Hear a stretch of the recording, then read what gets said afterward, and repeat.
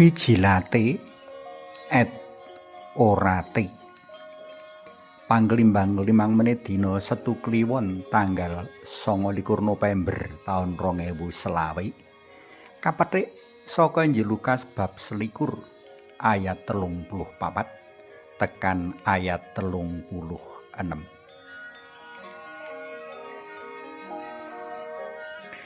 Para pandemen PLM mesti banget paham karo sesanti tilaran Santo Benediktus iki. Ora et labora. Sesanti iki ngemu teges sembayang lan tandang gawi. Kanthi sesanti, Santo Benediktus kersa ngelingake para pendhereke mligini sarta para pendherek dalem Sang Kristus sumrambahi supaya jroning padha tandang gawi tansah eling Gusti Maha Ana. Syukur-syukur jroning tandang gawe padha bisa sumurup Gusti kang rawuh jroning pakaryane. Sajake sesanti iki bisa kasandhingake karo ira-irahan PLM kita iki. Vigilate et orate. Vigilate lan orate tegese padha jaga-jaga lan padha sembayanga kaya kang kaelingake Gusti Yesus marang para murid dalem ing waosan dina iki. Mulane sawanci-wanci ditansah padha jaga-jaga lan sembayanga. Gusti Yesus uga medharake ancas tujuane, yaiku supaya para murid pinarengna bisa nguncati samubarang kang bakal nekani lan kuwatahan jejeg ana ngarsane putraning manungsa. Piweling dalem iki sepisan meneh nandhesake iba gegirisine lan gawe ngoploke mangsa-mangsa sadurunge tekane dina akhir jaman. Ing kene sikap jaga-jaga lan ndedonga banget ing wigati.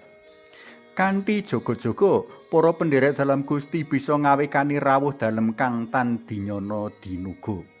Ngawekanine mesti ya kanthi teguh cekelan iman kapitayan, saengga ora ndlewer kepilut maneka kasukan kadonyan kang ancas tujuane amung kanggo nyeneng-nyenenge raga sarta nepsu kadonyan wae. Kabeh padha mangerti menawa godaning donya mono banget ngemu wisa. Sapa lena bakal keblithuk mring godha. Sapa kasil kajiret ora gampang anggone bisa luar saka kono. Pangandel mring Gusti kang tansah murup bakal nyelametake para pendherek dalem. Pangandel mau kang bakal dadi titenan dalem Gusti marang para pendherek dalem. Sewalike pangandel marang Gusti bakal mbiyantu sawijining pendherek dalem niteni pratandha rawuh dalem sarta panjenengane kang kasranti. Kanthi donga kakersakake menawa para pendherek dalem Gusti ora kepareng ngendelake kekuatan diri wae, ananging uga kudu tansah srawung, sesambungan sarta asrah diri jroning pangayoman lan sih kekuatan dalem Allah. Nyawiji Gusti ndadekake para pendherek dalem pinaringan daya kekuatan dalem Gusti piyambak. Kagayutake karo sesantine Santo Benediktus ing cecala, mula banget prayoga sakjroning tandang gawe apa wae, kapan wae lan ana endi wae, sinambi nceranti rawuh dalem para pendherek dalem Gusti kudu tansah eling lan nyawijake diri karo panjenengane. Para tresna PLM kinasih pituduh prayoga wigati kanggo ngadepi lan mapak dina rawuh dalem Gusti wis kabeber pirang-pirang dina iki.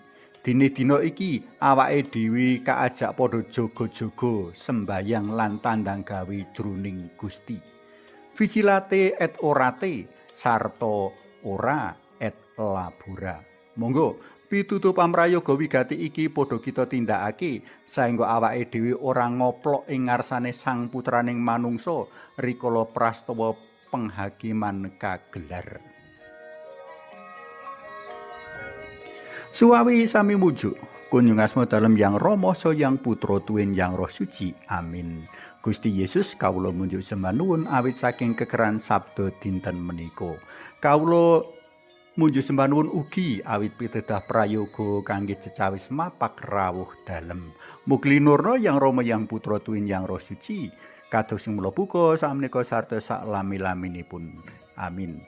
Kunjungan dalem Yang Rama saha Yang Putra Tuwin Yang Roh Suci. Amin.